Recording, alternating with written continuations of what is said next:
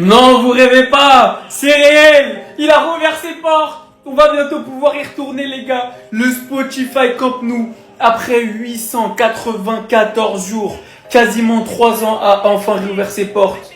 On a enfin pu y réentendre la fameuse hymne, la plus belle hymne du monde.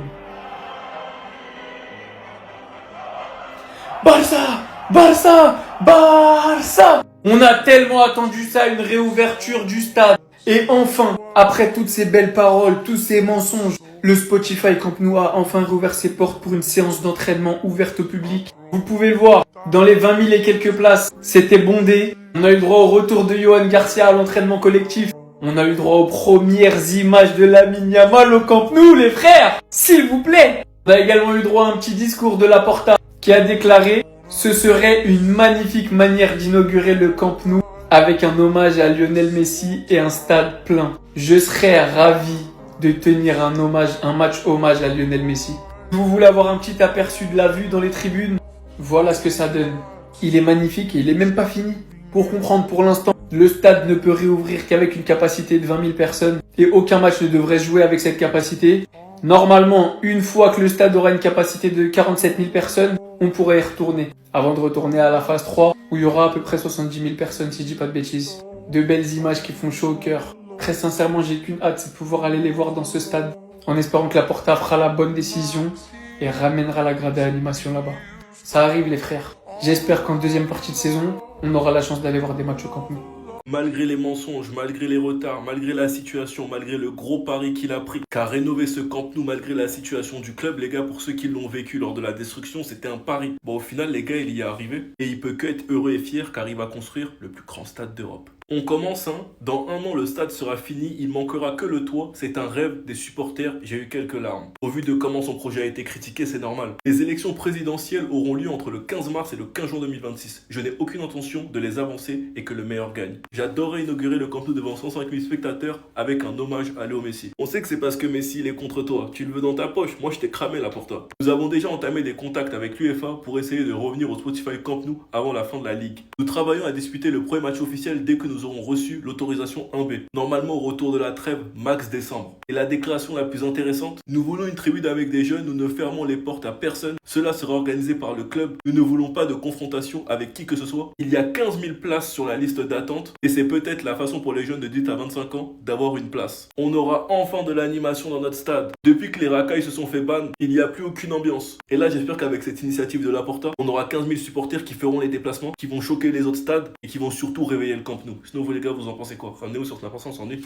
Pour le prochain match contre Celta Vigo, j'ai hâte de voir la réaction du Barça après ce qu'on a foutu en Champions mercredi. Malgré les critiques pour Flick, le problème n'est pas sa ligne haute mais l'intensité dans le pressing. Et quand on regarde le comportement de Rashford au pressing et le danger qui vient du côté de Baldé, et si Flick n'avait pas raison. En tout cas, il a été clair, vous pourrez juger sa tactique lorsque tout le monde sera là. Après la trêve, pour lui, ça ira mieux avec le retour de Garcia, Pedri et surtout de Rafinha, qui est son leader, sa clé pour le pressing. D'ailleurs, Garcia qui lui était présent pour l'entraînement de groupe, et ça franchement c'est une bonne nouvelle, on ne sait pas s'il sera dans le groupe contre Celta Vigo, en tout cas c'est sûr qu'il sera là après la trêve. L'autre Garcia qu'on a aperçu avec un masque, Christensen qui lui devrait recevoir le feu vert médical et être dans le groupe pour aller affronter Celta Vigo. Quand tu regardes tous les derniers matchs de Celta Vigo, leur confiance, ils trollent même en expliquant qu'eux ils ont fait leurs 5 victoires, que si le supporter d'United supportait Celta Vigo, il aurait pu se couper les cheveux. Quand tu regardes que sur les 15 derniers matchs, le Barça a encaissé 20 buts, va affronter une équipe qui est sur 5 victoires d'affilée, avec des joueurs qu'on connaît très très bien et qui ont l'habitude d'être boostés lorsqu'ils affrontent le Barça. Franchement les gars, que ça passe ou ça casse. De toute façon c'est le dernier match, après on récupère tout le monde, je m'en fous. Enfin bref, sinon vous les gars, vous en pensez quoi? Ramenez-vous sur Snap, on s'en est. Les joueurs du Barça sont de retour au Camp Nou. C'est le gars qui est grave hype par le retour. Dites-vous les gars que la dernière fois qu'on était au Camp Nou, c'était durant la saison 2022. 2022.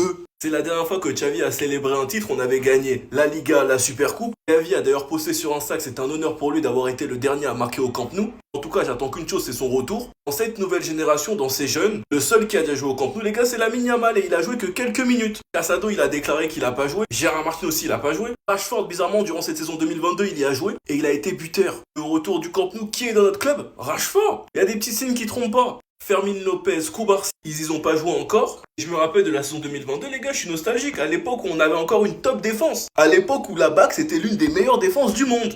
Bien évidemment que des joueurs comme Lewandowski, comme Koundé, comme Christensen, comme Ter Stegen, comme Gavi, comme Pedri, comme Baldé, comme Rafinha ou bien même comme Ferran Torres, ils doivent être impatients de retrouver leur maison. Quand je repense à Alonso, je repense à Jordi Alba, à Busquets, à Piqué, je repense à Dembélé, je repense à Kessié. Les gars, on revient de tellement loin et ce potentiel retour au Camp Nou, il est symbolique. C'est bientôt la fin de la crise et bientôt le retour au 1 pour 1. On attend les 100 millions d'éloges VIP et le Barça pourra enfin faire un vrai mercato. Sinon, vous les gars, vous en pensez quoi? Ramenez-vous sur cette on s'ennuie. C'est vraiment malade. Le père de Lamine Yamal vient d'afficher sa nouvelle femme. Et autant vous dire que personne n'était prêt à ça, ça fait déjà polémique. Et en parlant de Lamine Yamal, les amis, selon le Mediasport, le FC Barcelone a contacté un médecin spécialiste de la pubalgie, c'est celui que vous voyez là. Et on nous dit que le club cherche à élaborer un plan de rééducation spécifique pour la pubalgie de Lamine Yamal. Donc voilà, étant donné que c'est une maladie incurable d'après les infos, le club cherche à limiter les dégâts. Et d'ailleurs, malgré sa pubalgie, il a été sélectionné avec l'équipe d'Espagne. Et les journalistes ont même demandé à la porte à ce qu'ils pensaient de la convocation de Lamine. Lui, il n'a pas de problème, il a tout simplement répondu: j'aimerais qu'il gère bien son temps de jeu et toujours considérer l'équipe nationale comme une forme de reconnaissance. L'Espagne est déjà pratiquement qualifiée, ce qui sous-entend que vous n'avez pas forcément besoin de Lamine Yamal pour tous les matchs. Et à vrai dire, il a raison. Il dit: je ne veux pas influencer le sélectionneur car je comprends qu'il doit le convoquer. Franchement là pour le coup, j'espère que l'Espagne va pas le faire jouer à tous les matchs. Parce que justement, c'est à force de le faire jouer tout le temps que cette pubalgie est arrivée.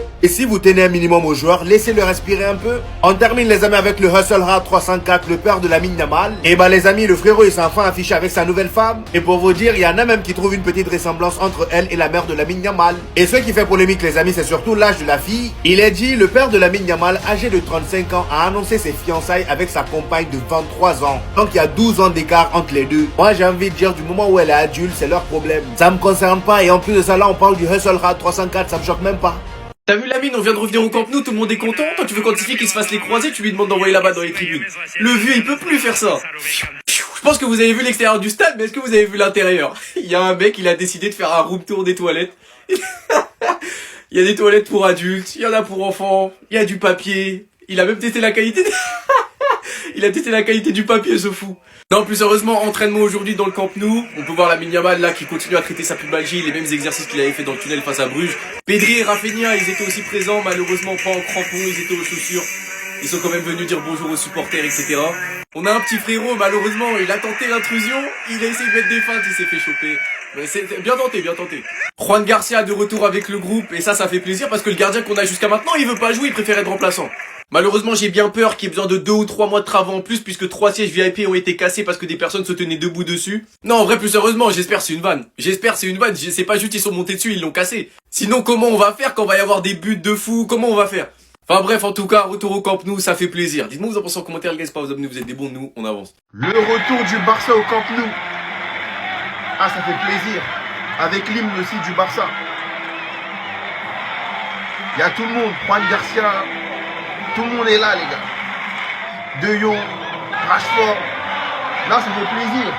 Les gars, c'est pas un montage, c'est pas une IA. Le Barça est de retour au Camp Nou. Cette session d'entraînement après je ne sais combien d'années, plus de 17 000 supporters présents aujourd'hui, c'est incroyable. Pour vous, potentiellement le retour d'Eric Garcia pour le match. Avec son masque, vous voyez, il a le nez cassé, mais il était à l'entraînement, donc ça présage que du bon. Et le retour de Juan Garcia aussi à l'entraînement, les gars, ça fait plaisir. Là, on a besoin de lui, parce que Tex c'est plus possible, les gars. Il n'a pas ce sens d'anticipation. Juan Garcia, c'est moins de buts depuis qu'il est là. Chesney, c'est un gardien de remplacement. Il n'est pas là pour être titulaire sur le long terme. Je vous laisse sur cette belle photo, ça fait plaisir. Maintenant, le stade n'est pas terminé, comme vous le voyez, encore des travaux. En espérant que ça se termine vite, il y a des échéances, bientôt en Champions, Bilbao, etc.